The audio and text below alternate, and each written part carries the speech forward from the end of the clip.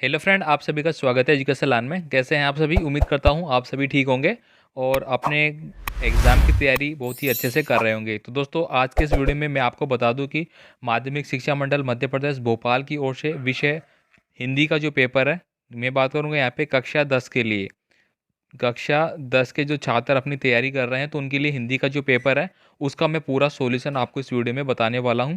ठीक है, तो आप फटाफट से वीडियो को लाइक कर दीजिए, अपने दोस्तों को सेंड कर दीजिए, ताकि आपके दोस्त भी फटाफट से हिंदी का जो पेपर है कक्षा 10 के लिए उसके सभी क्वेश्चनों का आंसर है वो देख सके। ठीक है, तो मैं पूरा पेपर यहाँ पे एनालिसिस आपको पूरा बताने वाला हूँ। और साथ ही आपसे रिक्वेस्ट भी करूंगा, आप चैनल पे नए हैं तो प्लीज़ चैनल को सब्सक्राइब करके रखें, ताकि आपके एग्ज़ाम के रिगार्डिंग जो भी पेपर आपके आ रहे हैं उनका सभी का सॉल्यूशन मैं आपको बता सकूं। तो चलिए ज़्यादा देर नहीं करते हुए आपके प्रश्न स्टार्ट कर लेते हैं। सबसे पहले देखिए, फर्स्ट क्वेश्चन है, इसका सही आंसर आपको दिया गया है ऑप्शन नंबर सेकंड।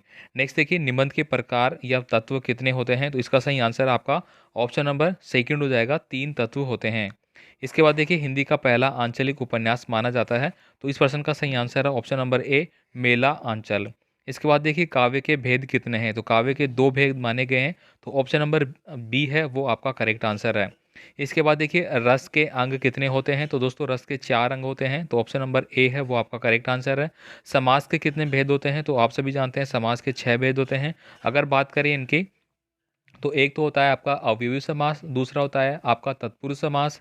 ठीक है, तो आप यहाँ पे लिख सकते हैं अव अवयवी भाव समास। ठीक है, और तत्पुरुष समास, तत्पुरुष समास, कर्मधारय समास। ठीक है, और फिर लिखेंगे आप द्विगु समास, द्विगु समास, द्वंद्व समास, और फिर होता है आपका बहुवीर्य समास। ठीक है, तो ये 6 प्रकार के होते हैं। इसके बाद देखिए, यहाँ पे रिक्त स्थानों को आपको पूर्ति करनी है, तो इनका आंसर आपको यहाँ पे दिया गया है। छायावाद के प्रमुख आधार है, सबसे पहले में आपको जयशंकर प्रसाद बनना है। सूरदास का जन्म 1478 ईस्वी में हुआ था। सूरज कब निकलेगा, यह रचना किसकी है? तो यह स्वयं प्रकाश की है। आगे देखिए, यहाँ पे जॉर्ज पंचम की नाक की रक्षा के लिए तैनात किए गए थे, तो होशियारबंद पहरेदार। इसके बाद देखिए, एक महाकाव्य, तो साकेत एक महाकाव्य है, तो आपने इनको नोट कर लिया होगा। इसके बाद देखिए, यहाँ पे अंधों में कान्हा राजा लोकोक्ति का अर्थ क्या होगा? तो मूर्खों में अल्प ज्ञानी व्यक्ति को ही राजा बना देते हैं। हड्डी पसली एक करने मुहावरे का अर्थ क्या होगा? तो अधिक मारना, ये आपका सही आंसर है। इसके बाद देखेंगे आप यहाँ पे अगला क्वेश्चन, तो अगला क्वेश्चन का आंसर आपको बता दूं मैं आपको, फटाफट से आप नोट डाउन कर लीजिए। तो यहाँ पे आप नोट डाउन करेंगे। फर्स्ट की अगर मैं बात करूँ यहाँ पे, तो फर्स्ट आकाशदीप, आंधी और इंद्रजाल है, वह यहाँ पे कहानी संग्रह से लिंक करेगा, तो ये इसका सही हो गया। नेक्स्ट देखिए, जो बे वाला है आपका बाल गोविंद भगत रेखा चित्र, इसका संबंध आपका हो जाता है। नेक्स्ट लास्ट लास्ट देखिए आपके ग्रामीण जीवन की संजीव झांकी, जॉर्ज पंचम की नाक, तो ये क्या है आपका ऑप्शन नंबर ए हो जाएगा यहाँ पे कमलेश्वर। मैं क्यों लिखता हूँ, तो मैं क्यों लिखता हूँ ऑप्शन द है, उसमें आपका हो जाएगा अज्ञे। ठीक है, इसके बाद देखिए, कोटि कुलिस सम वचन तुम्हारा पंक्ति में क्या बताया गया है? तो ई का जो सही आंसर है वो जाएगा आपका अनुप्रास और अलंकार के बारे में बताया गया, यहाँ पे उपमा अलंकार के बारे में। क्रिया की विशेषता बताने वाले शब्द क्या कहलाते हैं? तो क्रिया की विशेषता बताने वाले शब्द है वो फ वाला जाएगा, क्रिया विशेषण कहलाएंगे आपका ये वाला। तो ये पूरा हो चुका है। आप इसका स्क्रीनशॉट लेना चाहते हैं तो स्क्रीनशॉट ले सकते हैं। इसके बाद देखिए साथियों, यहाँ पे अगला क्वेश्चन आता है आपको, नई कविता का आरंभ किस सन में किया गया था? तो मैं आपको बता दूं कि यहाँ देखिए, पूरी स्लाइड है वो तैयार की गई है, आपके सभी क्वेश्चन है ये आप देख सकते हैं। यहाँ पे सभी क्वेश्चनों का सॉल्यूशन आपको यहाँ पे दिया जाएगा। ये देखिए आप, पूरी स्लाइड है जिसमें कि आपको सभी क्वेश्चन का आंसर आपको मिलता है। तो चलिए अपन स्टार्ट कर लेते हैं सभी को वापस से स्टार्टिंग के बारे में। तो यहाँ पे मैं बता देता था, यहाँ पे बात कर रहे थे अपन, तो निम्न प्रश्नों के उत्तर आपको एक वाक्य में देना है। तो पहला आपका, नई कविता का आरंभ किस सन से माना जाता है? तो ये आप नोट डाउन करेंगे यहाँ पे 1954 से। इसके बाद देखिए, हिंदी का प्रथम उपन्यास किसे माना जाता है? तो परीक्षा गुरु को माना जाता है। किसको माना जाता है? परीक्षा गुरु को माना जाता है। ठीक है, इसके बाद देखिए, यहाँ पे पाठ छाया मत छूना के कवि का नाम क्या है? तो गिरिजा कुमार माथुर। ठीक है, ये जो है इसका क्या आंसर होगा? गिरिजा कुमार, गिरिजा कुमार माथुर इसका सही आंसर है। इसके बाद देखिए, बाल गोविंद भगत की पुत्र वधु उन्हें अकेला क्यों नहीं छोड़ना चाहती थी? तो दोस्तों, वो आपको बता दूं कि बाल भगत जो भगत थे, तो बेटे की मृत्यु के बाद उनके बुढ़ापे का एकमात्र वो सहारा थे, इसलिए वो उनको नहीं छोड़ना चाहती थी। मात्रिक छंद की परिभाषा आपको लिखना है। तो यानी कि छंदों की रचना मात्राओं के गणनाओं के आधार पर होती है, उन्हें मात्रिक छंद कहते हैं। ठीक है, जैसे दोहा, चौपाई, रोला आदि। ठीक है, तो इनका आंसर साथियों आपको यहाँ पे दिया गया है, मैं एक बार बता दूँ यहाँ पे, पहली जो स्लाइड हमने तैयार की है ये आप देखिए यहाँ पे एक वाक्य में जो आपको उत्तर देने हैं। तो यहाँ पे देखिए फर्स्ट का आंसर आपको यहाँ पे दिया गया है, सेकंड का परीक्षा गुरु, थर्ड का आपका गिरिजा कुमार हो जाएगा, द का जो भगत के बेटे की मृत्यु के बाद उनके बुढ़ापे का एकमात्र सहारा थी इसलिए नहीं छोड़ा, और छंदों की रचना मात्राओं के गणनाओं के आधार पर होती है, इन्हें मात्रिक छंद कहते हैं, जैसे चौपाल, चौपाई, रोला इत्यादि। दोहा।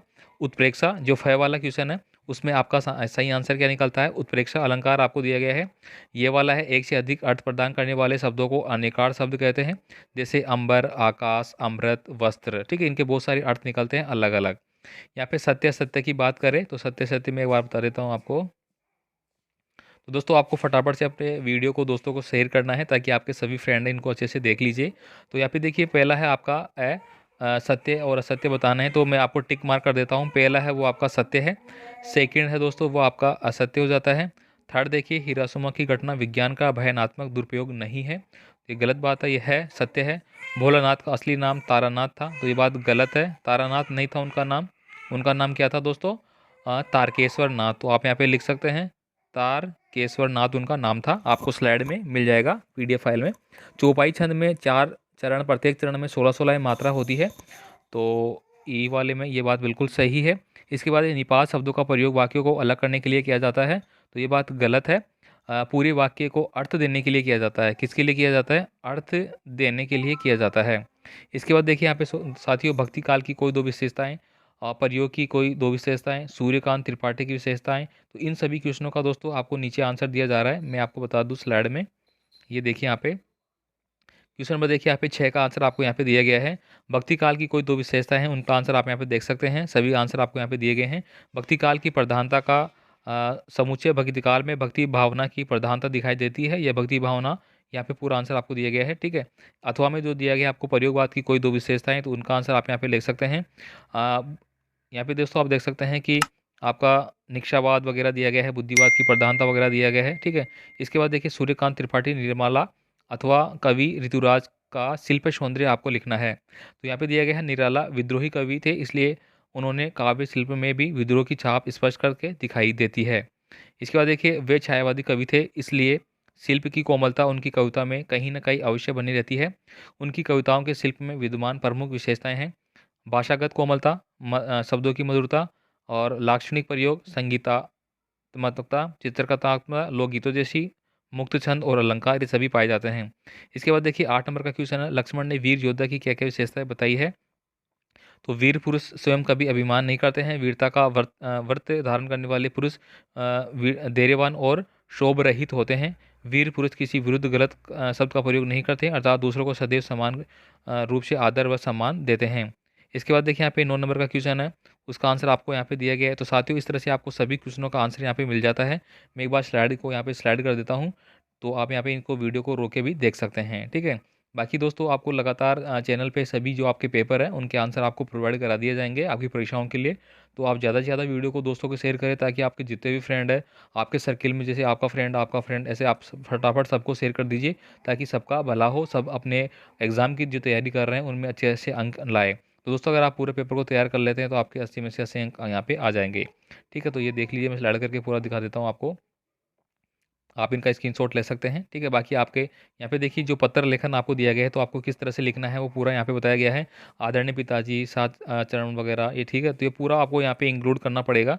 इसके बाद देखिए यहाँ पे आपको निबंध लिखने के लिए बोला गया था, तो यहाँ पे एक आपको दहेज प्रथा और समस्या पे एक टॉपिक यहाँ पे दिखाया गया है। ठीक है, आपको इस तरह से इनको लिखना होगा। ठीक है, तो उम्मीद करता हूँ दोस्तों आपको पूरा पेपर अच्छे से समझ में आ चुका होगा, सभी के आंसर मैंने बता ही दिए हैं, तो आप इनको अच्छे से रट लीजिए। ठीक है, आपके एग्जाम में आने वाले हैं तो आप फटाफट से रट लीजिए। बाकी आपका कोई भी कमेंट है आप मुझे कमेंट कर सकते हैं। ठीक है, तो क्लास 10 के जो भी विद्यार्थी हैं उनके लिए ये हिंदी का जो पेपर है वो पूरा सॉल्यूशन हो चुका है, और इसके बाद दोस्तों आपका जो भी आप कमेंट करेंगे उसके हिसाब से हम दे देंगे आपको।